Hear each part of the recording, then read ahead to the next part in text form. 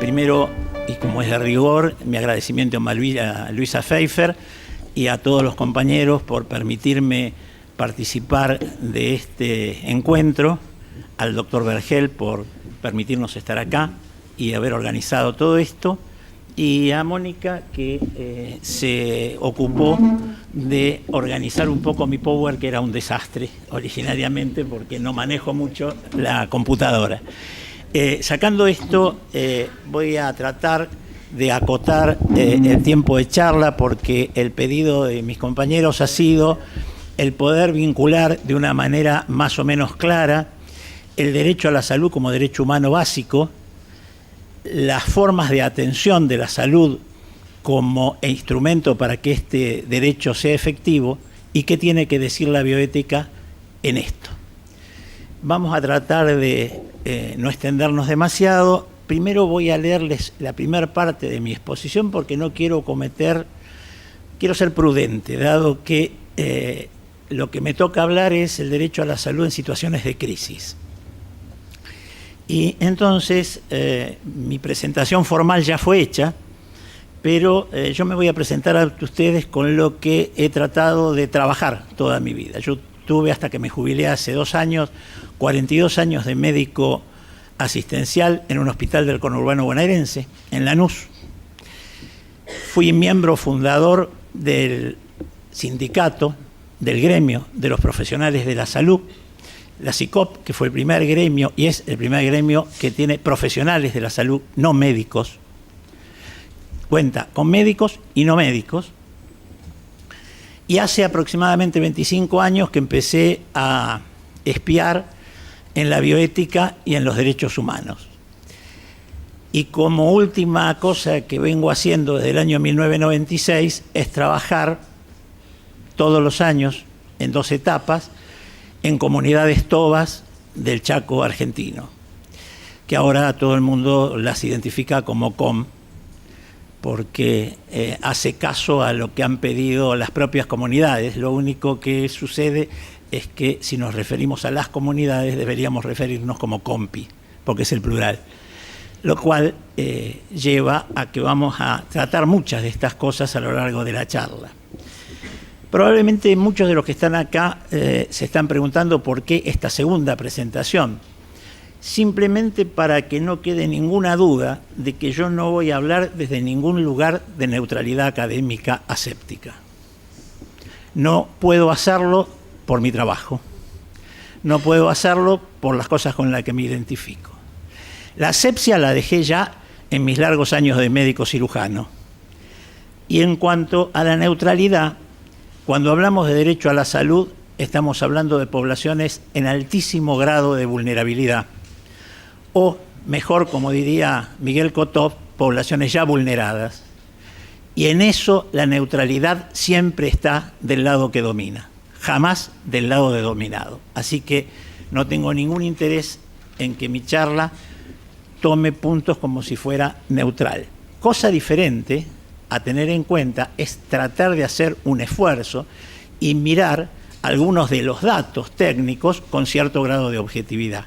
Eso es otra cosa. Bueno, quisiera introducirme en la charla que creo, expresándoles que creo que la salud como un derecho humano asociado al neoliberalismo es simple y sencillamente un oxímoron. ¿Y por qué esto? Bueno, a lo largo de la charla vamos a tratar de entender por qué esta clasificación. Por empezar, el derecho a la salud. Sin una salud pública fuerte no existe, no hay. Solo teniendo una salud pública fuerte, y fíjense que los mismos que trabajamos en la salud pública muchas veces cometemos errores cuando clasificamos algunas cosas. Por ejemplo, un error que se dice constantemente y se utiliza constantemente en la definición es que en el hospital público se atiende a la gente que no tiene cobertura. Eso y negar el Estado es lo mismo. Y esto lo hacemos todos los que trabajamos aún en la salud pública. Y no tenemos ningún empacho en decir que, no decimos por lo menos que se cae en el hospital público, pero sí decimos que el que no tiene cobertura, no. Lo que ocurre es que el que se queda sin la cobertura que le da el estar pagando para la atención de la salud, no para tener salud, cuando se queda sin posibilidades de pagarlo, tiene que ir a atenderse al hospital público. Por lo tanto, tiene la cobertura del Estado Nacional. Después discutiremos si esto es lo que ocurre o no, pero eso es otra discusión. Leyendo hace poco tiempo Nosotros somos los que estábamos esperando, de José Luis Lenz, me choqué con esta frase famosa de Bertolt Brecht, en la que habla del peor analfabeto es el analfabeto político. Y entonces dice estas cosas, dice que no oye, no habla, no participa de los acontecimientos. Bueno, no la voy a leer toda porque ustedes la pueden leer. Y les voy a dar tiempo para que la lean, porque lo que es interesante es pensar, ¿por qué empezar la charla con esta frase? Bueno, empezarla porque salud como derecho humano es un tema eminentemente político. Tiene facetas técnicas, tiene otras aproximaciones, pero es un tema político. Así que, para poder saber qué estoy diciendo cuando estoy hablando de derechos humanos y ocuparme de entender de qué estoy hablando cuando estoy hablando de derechos humanos, tengo que saber a qué derechos humanos me refiero. Si no, empiezo a poder discutir muchas otras cosas, pero no voy a discutir la salud como un derecho humano. Voy a hacer otro tipo de discusiones. Y ese tipo de discusiones van a hacer que si no tengo, por un lado, las herramientas que hacen de la salud pública el elemento para que el derecho a la salud como derecho humano se lleve a cabo, lo que voy a estar discutiendo son diferentes formas de salud y mercado. No voy a estar discutiendo salud pública. Y esto lo hemos discutido históricamente en la República Argentina, aún por muchos de nuestros ministros. El seguro de salud y la actual CUS no son nada más que eso. Son una forma de intromisión del mercado en la salud pública y que traza una clara línea entre el derecho a la salud y la salud como mercancía. Entonces, viendo esto, es momento de volver sobre nuestros pasos y retomar el concepto de políticas públicas, ya que consolidar una política pública en salud sería el primer avance valioso en un país como el nuestro, que no lo ha conseguido a lo largo de su historia conformar una política de Estado. Para tener en claro, resulta muy interesante hacer un recorrido desde la década infame de 1930 al 43 hasta el presente, para no remontarnos a épocas históricas cuya influencia, si bien puede explicar algunas cuestiones de la actualidad, no tiene en el tema que nos ocupa un peso fundamental.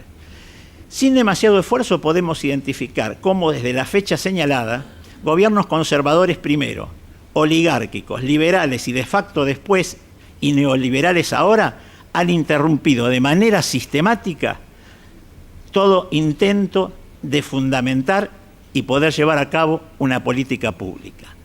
Aún así, algunas cosas nos han quedado de la época de Ramón Carrillo, de Arturo Oñatibia y de Florial Ferrara. Ellos intentaron en un momento, dos desde el Ministerio de Salud de la Nación y otro del Ministerio de Salud de la Provincia de Buenos Aires, establecer políticas públicas que se transformaran en políticas de Estado. Pero no se consiguió, no se pudo hacer, y cuando se interrumpieron los gobiernos por distintos motivos, todo esto, bueno, recién acabamos de ver que no hace falta cerrar un establecimiento, sino simplemente vaciarlo de contenido y sobre todo vaciarlo de objetivos.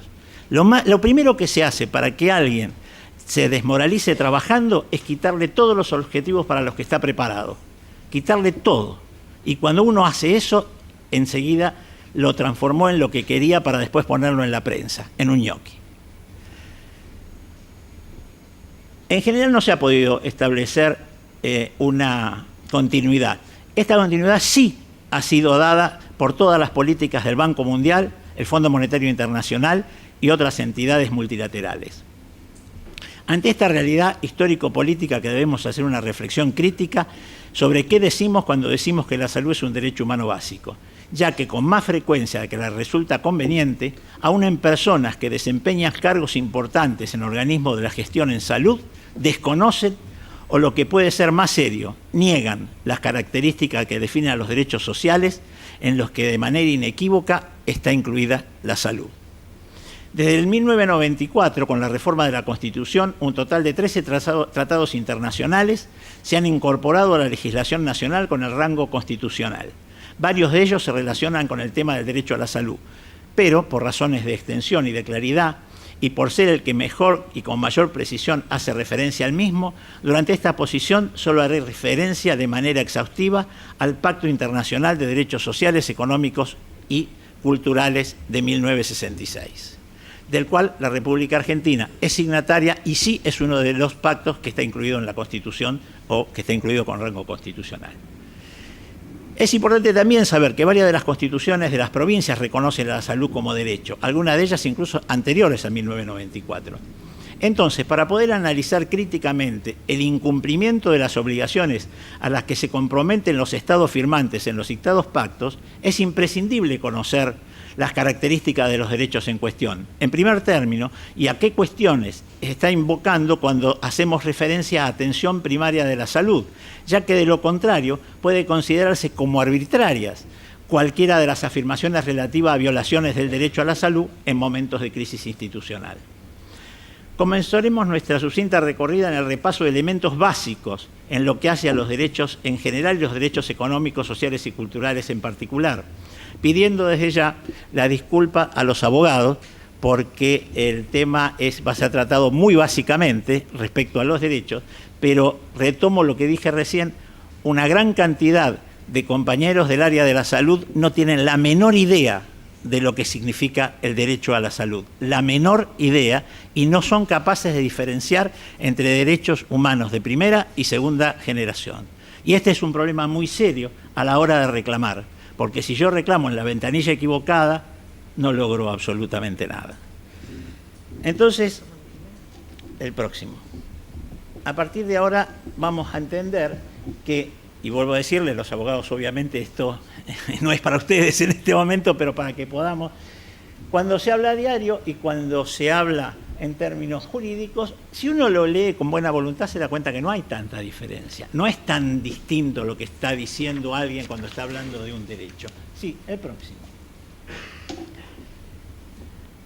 Pero una de las cosas que ya hace diferencia a los que no estamos en el mundo de derecho es cuando hablamos de que un derecho además tiene que tener la posibilidad de justiciabilidad. Si no tiene esta posibilidad, es letra muerta, es una declaración y punto, nada más.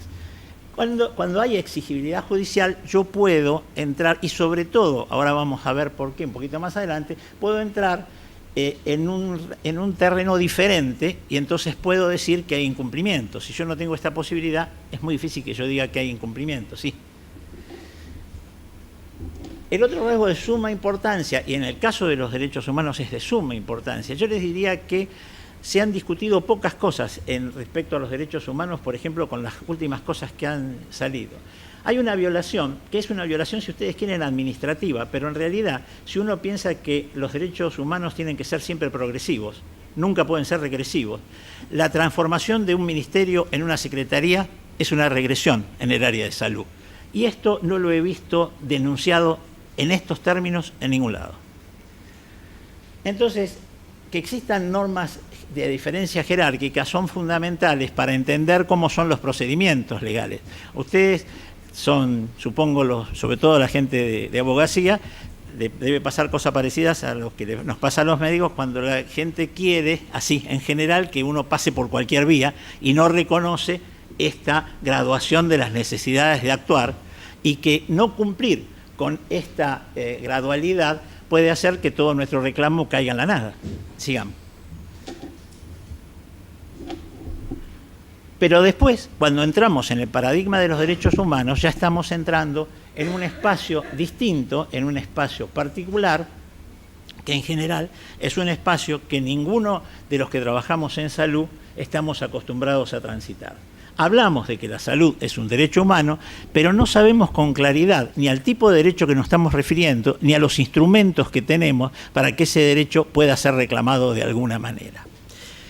Entonces, que son protecciones garantizadas jurídicamente contra acciones que interfieren con las libertades fundamentales, pero abarca un abanico muy amplio. En este momento, incluso ya se habla de derechos de cuarta generación y un poco más, los derechos de cuarta generación, que son los más los más aceptados todavía como los últimos, son los derechos relacionados entre los seres humanos y los avances tecnológicos y la tecnología. Sigamos. Y acá es donde, esto sí es bien para los que no somos del área de abogacía y de justicia. Debemos saber que la metáfora privilegiada dentro de los derechos es el contrato, pero también debemos saber que el contrato no es la consecuencia de la democracia liberal, como se puede llamar. Cuando la democracia liberal nació, el contrato ya existía, y su origen está en dos cosas absolutamente diferentes a lo que esta metáfora privilegiada dice. Y esto estaba en el capitalismo y en la creación del capitalismo incipiente y del Estado.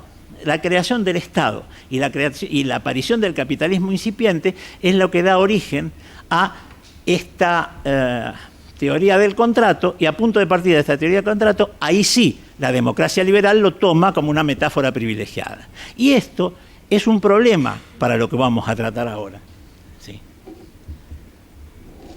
Porque cuando hay un reconocimiento por parte del Estado, y en nuestro caso este reconocimiento es bien claro, de un derecho, el Estado se compromete a obligaciones de desarrollo legislativo e implementación en los poderes públicos.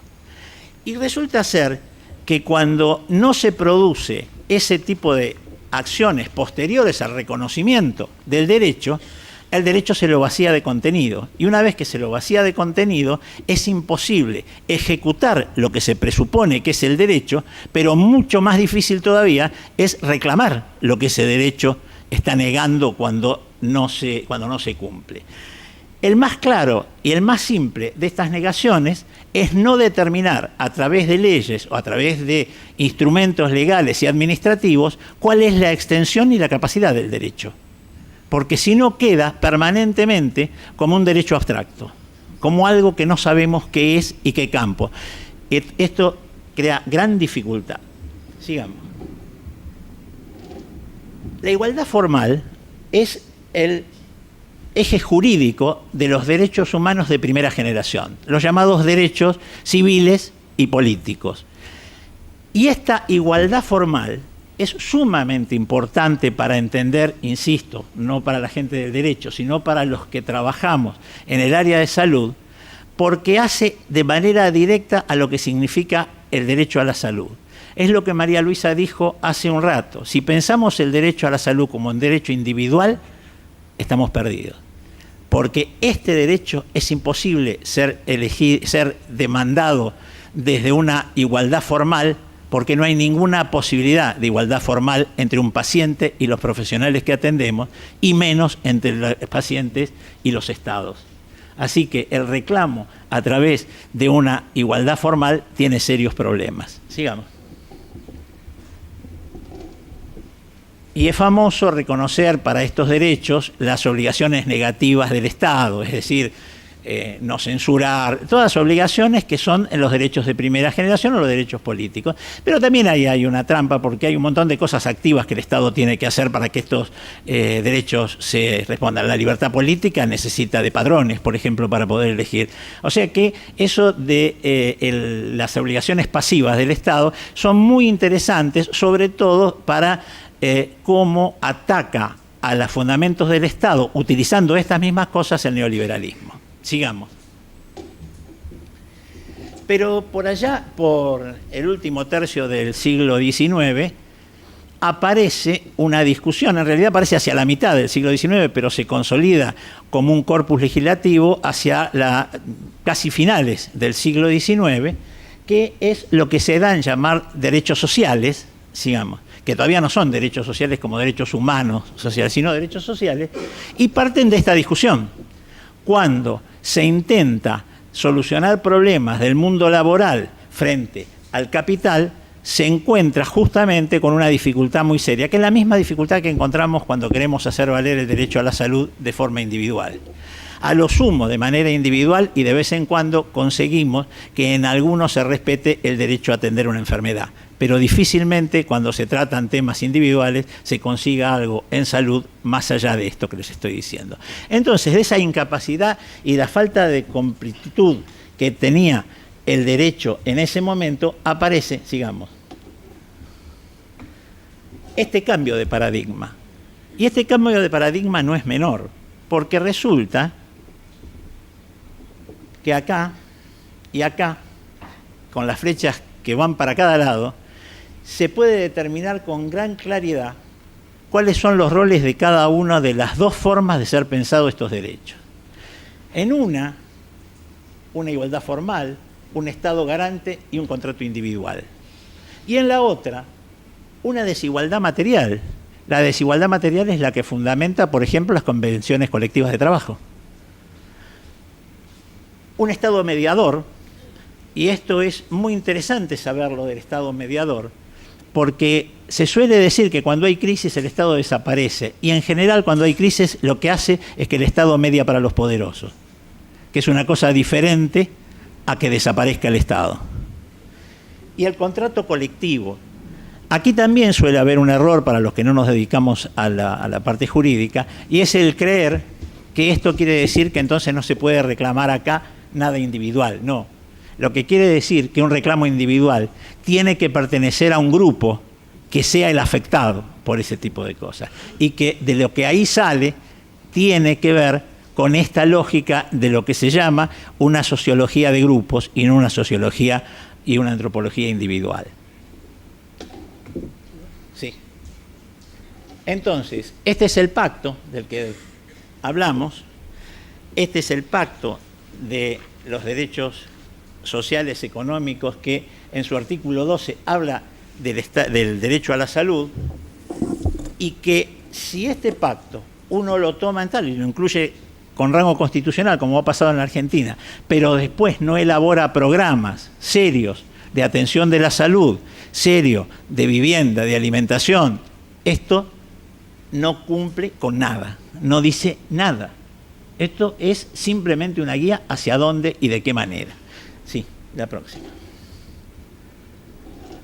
Ya en el 2000, el Observador General para el Comité del Pacto Internacional de Derechos Económicos y Sociales planteó esto como un hecho fundamental. Es decir, para el logro de realización necesitamos de las demás cosas, no simple y sencillamente de la atención y de los medicamentos. Sin vivienda, sin alimentación, sin educación y muchas más cosas, no hay derecho a la salud cumplimentado como derecho humano.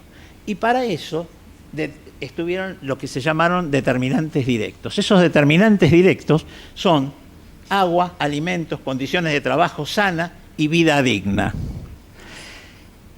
Está bien que es difícil saber, en bioética podríamos discutir un poco más el tema de vida digna, pero los otros no son muy difíciles de ver. Condiciones de trabajo sana. La primera condición de trabajo sana es tener trabajo. Y a partir de tener trabajo empieza a lucharse por las condiciones de trabajo sano. Cuando desde cualquier espacio se dice que un trabajo es simplemente el logro de un derecho porque está trabajando y las condiciones de trabajo no son sanas, y las condiciones de trabajo no son sanas no solamente porque sean las condiciones de contaminación, son también los horarios, la forma de contratación y los salarios. Todo eso hace a la salud respecto al trabajo. No es simple y sencillamente la declaración de qué número de personas están ocupadas en una tarea determinada durante un tiempo determinado. Sí. Y lo que observó el Comité General para garantizar el derecho a la salud, fíjense que habla primero de disponibilidad, es decir, tiene que haber disponibilidad para ser atendida a la población, disponibilidad para vivienda, disponibilidad. El Estado tiene que disponer de cómo va a hacer estas cosas. Pero después habla de accesibilidad, y ahí es muy interesante detenerse en el tema de accesibilidad, porque resulta que el tema de accesibilidad se lo suele, muchas veces por ignorancia, pero muchas veces por mala intención, resumir a la accesibilidad económica, que en realidad es lo único que figura en la mayoría de los documentos de muchas, como ser el Banco Mundial, que lo que figura es de asequibilidad. Y eso es accesibilidad económica, nada más. Es si alguien puede pagar o no, o quién paga para ser atendido. Entonces, accesibilidad significa, primero, no discriminación. Yo les puedo asegurar que no hace falta, como tengo yo la suerte de poder trabajar en Chaco con poblaciones aborígenes, no hace falta irse hasta allá. Con mirar las guardias de los hospitales de la capital federal y del conurbano, esto primero no se cubre y no se respeta. Accesibilidad física. Ustedes acá en Capital últimamente están teniendo algunas dificultades. Piensan mandarle hospitales de un lado para el otro como si las formas de llegada fueran... Eso es accesibilidad física.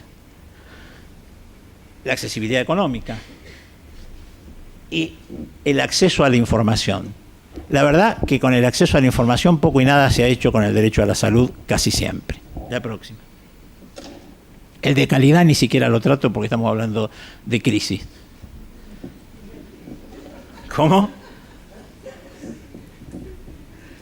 Y claro, porque la verdad que ponernos a hablar sobre calidad de la atención, después lo vamos a tratar al final, pero lo vamos a tratar... Esto, indicadores del derecho a la salud, no son los indicadores de salud, que es otro de los problemas que tenemos los que trabajamos en salud, que algunos son muy parecidos, porque la mortalidad se usa en ambos indicadores. La mortalidad infantil, la mortalidad materna, se utiliza en los indicadores del derecho a la salud y en los indicadores de salud. Pero el resto de los indicadores del derecho a la salud nada tienen que ver con los indicadores que utilizamos los profesionales de la salud para medir el grado de salud. En realidad, los indicadores al derecho a la salud son preguntas, son formularios en donde pregunta, por ejemplo, ¿tienen Ministerio de Salud? Por ejemplo, es la primera pregunta que está. El Ministerio de Salud, ¿cómo hace el monitoreo? Todos los que trabajamos en salud, y no sé, mucha gente que trabaja en la parte legal, pero que también trabaja en estas instituciones, sabe que si hay algo que casi nunca se cumple, por lo menos en lo que es conurbano bonaerense y el interior del país, son los monitoreos. Los monitoreos de las instituciones públicas no se hacen. Yo participé durante más de 5 años en el Comité de Ética Central de Investigación de la provincia de Buenos Aires y jamás tuvimos presupuesto para monitorear. Y una cosa es monitorear un ensayo clínico en la capital federal, donde yo lo más que puedo tardar son 30 minutos, bueno, depende del tránsito, pero puedo tardar 30 minutos de punta a punta de la capital federal y recoger todos los hospitales que existen, y otra cosa es hacer esto en la provincia de Buenos Aires, donde el hospital que tengo que ir a monitorizar puede estar en Carmen de Patagones y yo tengo que salir de La Plata. Bueno, sin presupuesto, esta es otra de las formas que tenemos que entender los que trabajamos en salud. La mejor manera de saber cómo está orientada una política de salud, como cualquier otra política, es ir a mirar el presupuesto. Lo que el presupuesto contemple, si además el funcionario de turno después no se le da las ganas de subejecutarlo, pero lo que está puesto en el presupuesto es una política. Lo que no está puesto en el presupuesto no es una política, aunque esté el rubro. No existe, no puede existir. Entonces, acá hay una... El próximo. Hay indicadores estructurales, indicadores de proceso e indicadores de resultado. Todos estos indicadores tienen marcadores específicos y determinan no el estado, y lo repito para que todos estemos bien en claro, no determina el estado de salud de la población, determina el cumplimiento de la obligación que significa haber aceptado ser parte de un pacto internacional de derechos humanos. Eso es lo que mide. Mide si se está cumpliendo con la obligación de ser signatarios del pacto. No mide el estado de salud de la población. El estado de salud de la población se mide a través de los indicadores de salud, no de los indicadores del derecho a la salud. Esto se puede encontrar en cualquier documento internacional, está en la red permanentemente. Bueno, espera un segundo.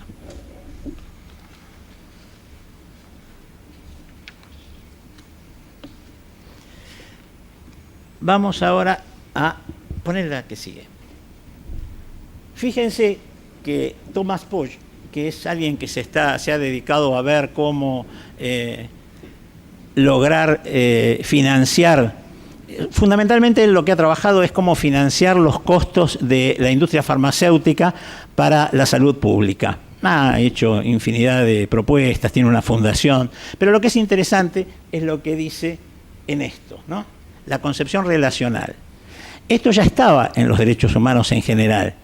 Se sabe que para que se cumpla un derecho humano se tienen que cumplir los otros. Esto ya estaba bastante bien, pero pues, lo que hace es ponerlo muy claramente en no dejar que los resultados sean lo único que estén determinando, porque los resultados en salud pueden ser muy fácilmente manipulados. Muy fácilmente manipulados. Se ha manipulado hace muy pocos años en la ciudad de Buenos Aires la mortalidad infantil, así que si se puede modificar la mortalidad infantil, se puede modificar casi cualquier cosa. Entonces, y esto que estoy diciendo no es un chisme, es una información del Ministerio. Ustedes lo buscan y lo van a encontrar. Ahora vamos a... Sí, pásala. Ahora vamos a transitar la segunda parte de esto, que es APS, Atención Primaria de la Salud. ¿Qué es? En 1978, en Alma-Ata, en Kazajistán, convocado por Organización Mundial de la Salud, por OPS y UNICEF, bajo el lema Salud para Todos en el año 2000, se origina el concepto de APS integral. Como estrategia, la próxima. Con esta idea. Es una estrategia para dar respuesta a la injusta cobertura en salud que se brinda en la inmensa mayoría de la población del mundo, y a esta altura de la historia no hace falta explicar que Salud para Todos para el año 2000 no se cumplió. Estamos con 19 años de atraso para cumplir Salud para Todos para el año 2000. Es más, estamos a 4 ya de no haber cumplido las promesas de salud para el 2015. No se cumplió, pero resulta provechoso que empecemos a analizar el porqué del presunto fracaso, y quiero señalar bien esto de presunto fracaso de la APS integral, del que hablan sistemáticamente los analistas del primer mundo. Sistemáticamente hablan del fracaso de la APS integral. Pongamos la próxima. Les pediría que con un poquito de buena voluntad y de paciencia traten de memorizar lo mejor posible lo que dice en cada uno de estos. Son 9 ítems en total. Esto es lo que decía APS integral. Esto es lo que salva de Salud para Todos. Esto es Alma-Ata. Cada vez que se busca un sinónimo de APS, se habla de Alma-Ata. Pero ahora vamos a ver una cosa que sucede. El próximo son las otras cosas. Hizo inmunización en las principales enfermedades, prevención y lucha contra enfermedades endémicas, tratamiento apropiado de enfermedades y suministro de medicamentos esenciales. Eso es atención primaria, atención de la salud primaria integral. Sin duda que hay mejores cosas que la salud, la APS integral, pero están muy limitadas y son para países con alto nivel económico. El intento de APS integral fue lograr un nivel mínimo de derecho a la salud para toda la población mundial. La próxima. Pero ¿qué pasó con la atención primaria en la salud integral? A partir de los 80 aparecen estas cosas. Introducción, acá esto aparece en el 79 y ahora lo vamos a ver qué es, porque ahí es lo que hay que mirar bien para entender por qué yo dije presunto fracaso. Después aparece el control de las políticas de atención para el tercer mundo por parte del Banco Mundial, y antes que eso había aparecido los programas de ajuste estructural y exigencia de recuperación de costos, que los argentinos somos magos en esto y lo sabemos de memoria. Sabemos muy bien de qué estamos hablando cuando hablamos de esto. La próxima. ¿Se acuerdan lo que decía, o quieren que volvamos para atrás de lo que decía APS integral? Fíjense que acá dice control de crecimiento, no habla más de la alimentación. Lo que hacemos es empezar a decir si los chicos crecen o no crecen, no si se alimentan o no se alimentan. Lo otro que aparece es terapia de rehidratación. Esto es realmente vergonzoso. Vergonzoso. ¿Por qué? Porque agua potable, que era lo que decía APS Integral, es luchar contra la diarrea, que es el fin del agua potable, contra la diarrea infantil, decía específicamente APS Integral. Y sales de rehidratación oral es tratar la diarrea, no evitarla. Lactancia materna. Volvemos a lo mismo de la alimentación. Yo he organizado y he tratado de organizar los mayores programas que pude por lactancia materna, porque realmente estoy convencido de que la lactancia materna es un elemento valiosísimo. Estoy de acuerdo, pero eso no quiere decir que haya que ponerle a las mujeres la responsabilidad de la alimentación de los chicos. Eso lo podemos hacer socialmente, pero no se puede hacer políticamente y responsabilizar a la madre de que si no le da la teta es una mala persona. Y bueno, vacunación. Como esto pareció, medio se armó lío, pasamos a la próxima. Entonces empezaron a hablar de suplementos, no de alimentación, suplementos. Es decir, si no tengo carne veo si le doy vitaminas. Educación para las niñas. No educación, como decía, y planificación familiar, no salud sexual y reproductiva. Esto es APS, no es APS selectiva, bueno, me olvidé el nombre ahora. Ya se me escapó, disculpen ustedes. Bueno, el tema es que en estas condiciones uno se pregunta, ¿qué es lo que pasó? Que pasamos de APS integral a APS selectiva. Lo que pasó fue que hubo una reunión al año siguiente de Alma-Ata que nadie, ni los estados, ni los miembros parte, ni las asociaciones que participaron, dicen que de ahí salió esta nueva APS, que no era la APS integral. Y cuando se refieren a esta APS, se refieren a la APS integral como si fuera la de Alma-Ata. Esta APS salió de la reunión de los países centrales, fundamentalmente Estados Unidos, Inglaterra, Francia y algunos otros países europeos, y Canadá, UNICEF y la Fundación Rockefeller.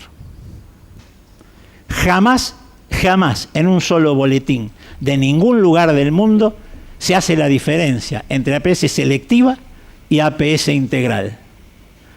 Y cuando se habla de APS se dice que la APS fracasó y se refiere a Alma-Ata. No es Alma-Ata lo que fracasó fue tratar la enfermedad diciendo que se podía prevenir la enfermedad. Eso es lo que trató. Y APS era, y así es como se dejó de cumplir en la gran mayoría del mundo con el derecho humano básico a la salud. No es una cosa difícil, no es una cosa de escritorio, es una cosa simple y sencillamente económica. Pero esto no fue solamente esto lo que pasó fue esto otro también. Creo que casi no hay ningún argentino que le tenga que explicar qué dice acá. Casi ninguno. Corte de gastos públicos, privatización de las empresas, congelamiento de salarios, liberación de precios. Esto por suerte es de otra época. Pero... sí, la próxima. Aumento de la producción con destino a la exportación, incentivo de capitales extranjeros, bueno, eso falló, y disminución del déficit por adelgazamiento de los servicios sociales. Eso parece bastante de actualidad, ¿verdad? Bueno, esto es de una publicación de 1992. No es de ahora. Pasaron cosas. Entonces, si tenemos en cuenta esto, decimos ya estamos lo suficientemente mal como para no seguir hablando de derecho a la salud. No, siempre se puede empeorar. Sigamos. Recuperación de costos. Acá es muy importante para la gente que sabe de administración hospitalaria dividir aguas claramente. Cuando uno habla de recuperación de costos y habla de recuperación de costos y es recuperar los costos que una persona que ha sido internada en el hospital público y tiene una obra social o un prepago, se le facture a la obra social o al prepago, eso después es una discusión ideológica si se quiere hacer, si no se quiere hacer. Pero no es de esa recuperación de costos de la que habla ni el Banco Mundial ni de la que habla el Fondo Monetario Internacional. De la recuperación de costos que habla es de que los más pobres paguen por sus prestaciones. De eso habla. Por ejemplo, con la iniciativa Bamako.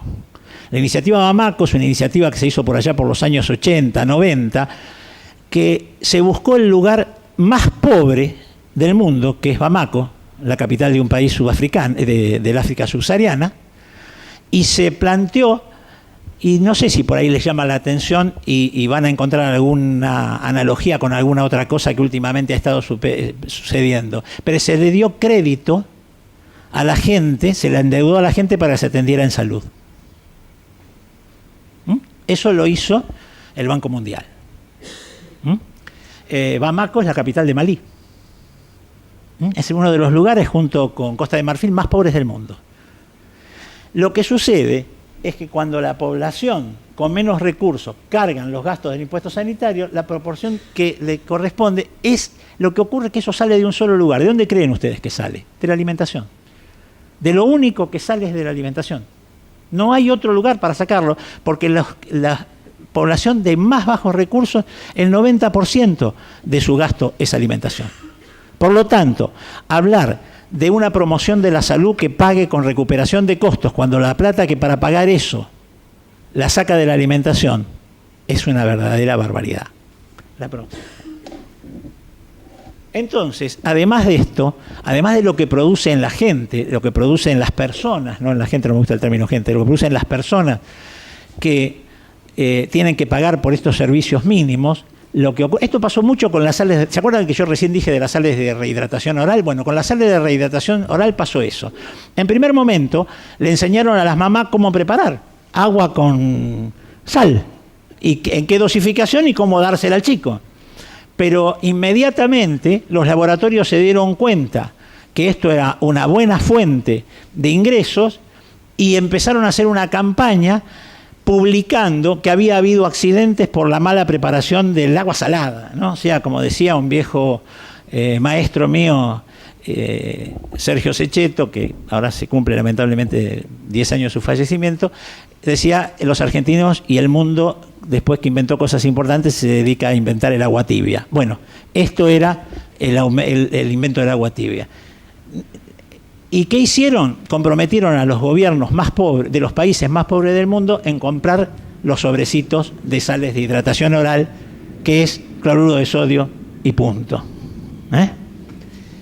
Entonces, el abandono del sistema impositivo, de donde tienen que salir las fuentes para que se cubra el derecho a la salud, es modificado, y entonces lo que pasa es esto: los más pobres terminan pagando la salud que se suponen la tienen como un derecho. Sí. Pero en 1993 salió el Banco Mundial en su famoso Invertir en Salud, que son más de 300 páginas que requieren, y esto no estoy exagerando, un ejercicio hermenéutico para leerlo. Porque está tan bien hecho, pero tan bien hecho, que uno saldría a abrazar cómo defiende el derecho a la salud en el texto. Porque lo que dice es esto: promoción de sistema equitativo, eficaz en función de los costos y descentralizado en función de las necesidades. Y esto, si uno lo piensa así, es difícil estar en desacuerdo. El asunto es cuando lee en el interior y entre líneas cuáles son los instrumentos que quiere utilizar para esto. No lo que quiere hacer, sino lo que dice que quiere hacer, lo que declara y lo que hace. La próxima. ¿Qué es esto? Lo que hace en realidad es esto: hacer de la salud una forma de inversión. Y después hace esto. Entonces, allí es donde estamos realmente con problemas, y esto es lo que se está aplicando en casi todos los países de América Latina. Primero, como atención primaria de la salud selectiva, no como atención primaria de la salud integral. Y segundo, recuperación de costos y ajuste del gasto. No hay absolutamente ninguna posibilidad de que exista derecho a la salud con ese tipo de políticas. Espérame un segundo. Espero. Pasa a la próxima.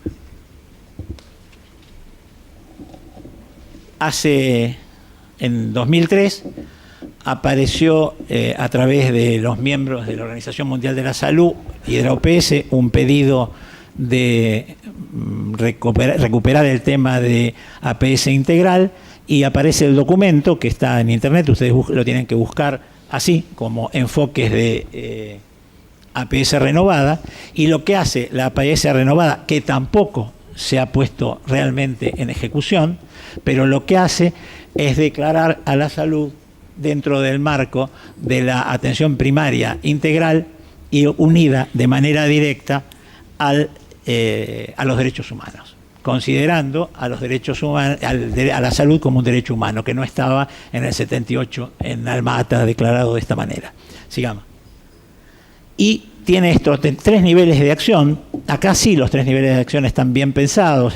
Lo que pasa es que no se los establece como política, pero están y toma en cuenta los distintos elementos que se tienen que ver. Interacción, fundamentalmente las reglas de cumplimiento del derecho.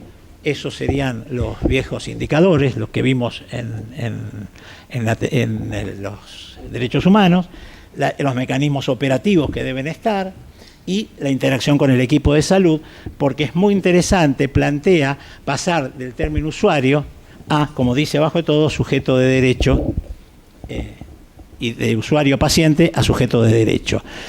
La única concreción realmente de un derecho es que el sujeto sea un sujeto de derecho, si no, cualquier otra cosa. Bueno, espera, no la pasé.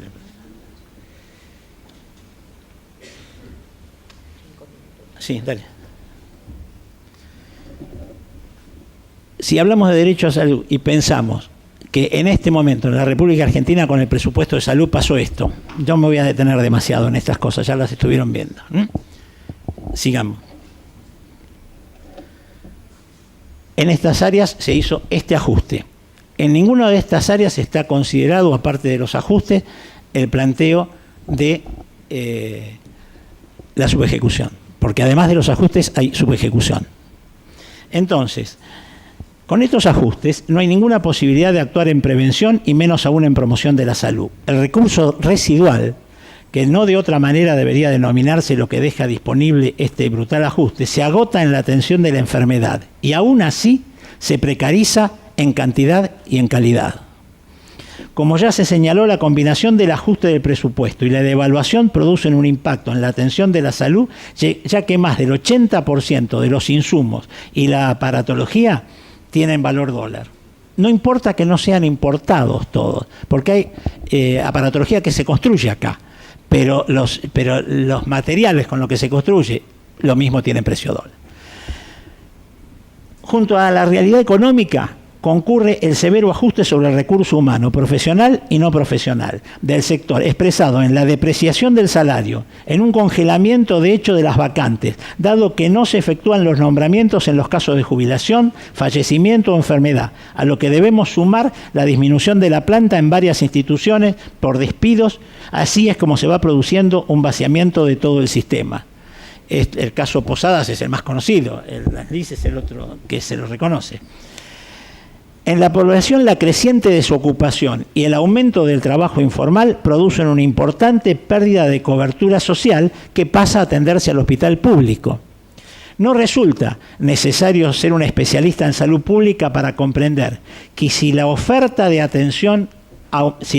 necesidad de atención aumenta en la demanda y lo que se contrae es la posibilidad de atención, se ha establecido una crisis en el peor de las condiciones. O sea, no hace falta ser un genio de la salud pública para pensar esto. Pasa a la próxima. Esto también es conocido, es público, cómo evolucionaron los medicamentos en comparación con el salario mínimo fundamentalmente de los jubilados y de las personas de tercera edad, en donde la canasta de medicamentos tiene un peso sustancial. Además, se recortaron del PAMI y de otras prestaciones un montón de medicamentos, con lo cual, y en afinidad con algunas de las expresiones últimas, se está armando una tormenta perfecta. Sigamos.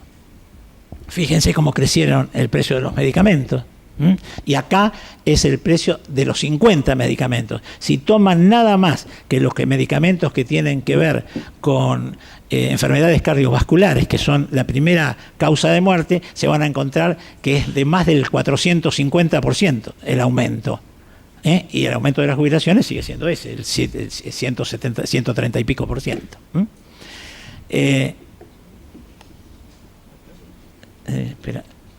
Entonces, en este contexto de crisis económico-social, en medio de políticas neoliberales, el Estado no se ha retirado, como se sostiene desde muchos análisis y opinólogos. Por el contrario, ha tomado a través de las acciones gubernamentales un activo rol operando permanentemente en detrimento de toda política proactiva de los derechos, y particularmente de los derechos sociales. Es fácil darse cuenta de esto. Si el Estado tiene que ser un Estado mediador, que tiene que mediar para un crecimiento y para el emparejar las condiciones de los más desmedrados con los más poderosos, y el Estado actúa negativamente sobre todos los derechos que son los derechos sociales, la crisis en la salud como derecho humano básico ya está establecida. No hace falta buscar ningún otro tipo de recursos.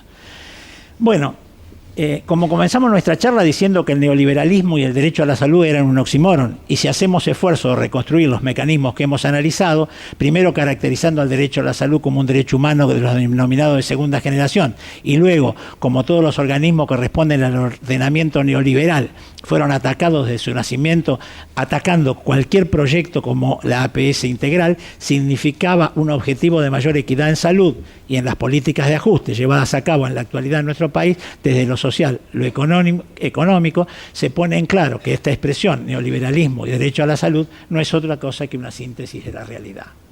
Y voy a terminar esto con unos poquitos minutos, ya que nosotros somos un colectivo que trabajamos en bioética, para también analizar qué está pasando con la bioética en estos términos. Vamos a ver y discutir qué se tiene para decir desde la bioética en la conflictividad planteada. Es decir, ¿qué tenemos que decir de la bioética? Esta conflictividad no es de la Argentina, ni mucho menos, es de todo un área. Y haremos... Y no, un segundito, porque esto es lo que tenemos que decir. Es un segundo. Entonces es necesario preguntarnos por qué pensar en bioética y la salud como derecho humano para nuestra región. Pasar rápidamente la primera. Nosotros hemos trabajado sistemáticamente tomando estos conceptos de la bioética, y esto es muy importante para entender por qué tenemos dificultades en bioética para discutir el derecho a la salud. Tenemos dificultades porque se ha enfocado desde una bioética fundamentalmente de estirpe anglosajona, lo que no quiere decir que todos los autores sean anglosajones, quiere decir que aún muchos autores de América Latina y muchos autores de Europa han tomado esta y han colonizado este tipo de bioética, que es una bioética individualista, no reconoce la salud como un derecho humano, se toma permanentemente a Nozick y sobre todo a Tristan Engelhardt como un referente en bioética, y es muy importante como referente en bioética, pero no justamente para la salud pública, porque desconoce el derecho a la salud. ¿Cómo se toma a un autor que desconoce el derecho a la salud para fundamentar una ética sobre el derecho a la salud? Lo menos que deberíamos ser es un poco crítico con la elección de a quién nos referimos, excepto que nuestra intención sea tirar por tierra el derecho a la salud. Fíjense que Engelhardt incluso habla de la lotería de la vida, es decir, la suerte con la que venimos y no tenemos ningún condicionante, por lo tanto la sociedad no tiene obligaciones con nosotros. No se piensa la salud pública por esa misma razón y se fundamenta en principios a prima facie. Y no es que no se pueda fundamentar en principios a prima facie. Lo que pasa es que es difícil discutir un derecho humano a la salud con principios a prima facie. Esta es la dificultad. Sigamos. El mayor desafío de bioética será lograr un reconocimiento del derecho a la salud integral como un derecho cosmopolita de los derechos humanos. Sí. Y el conjunto de principios éticos y procedimientos de aplicación del contenido de la Declaración Universal de Bioética y Derechos Humanos tiene instrumentos para hacerlo. Lo que hay es que desarrollarlo. Si no, pasa lo mismo que con los pactos. Si yo no trabajo desde la declaración para hacer los documentos que corresponden, es una declaración y nada más que una declaración. Sí. Y esto es lo que debería obligarnos a trabajar en una bioética distinta. Esto.